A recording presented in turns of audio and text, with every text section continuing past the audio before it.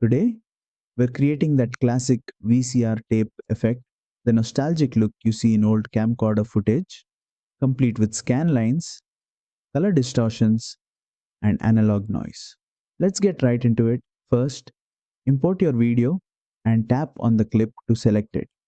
Now go down to the effects button in the bottom toolbar, choose video effects, and as always in CapCut Mobile, remember that these effects are applied directly onto your clip, not as separate layers. From the category list, open the screen tab, scroll until you find an effect called VCR and tap to apply it. Instantly, your footage transforms into a retro analog video. Soft noise, slight distortion, and that unmistakable old tape texture.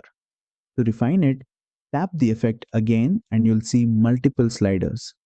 Speed controls how fast the tape distortion and jittering appear. Increasing the speed gives fast moving noise, lowering it gives a calmer vintage feel. Sharpen adjusts how crisp or soft the old tape looks. Higher values make details sharper, while lower values give a washed out VHS look.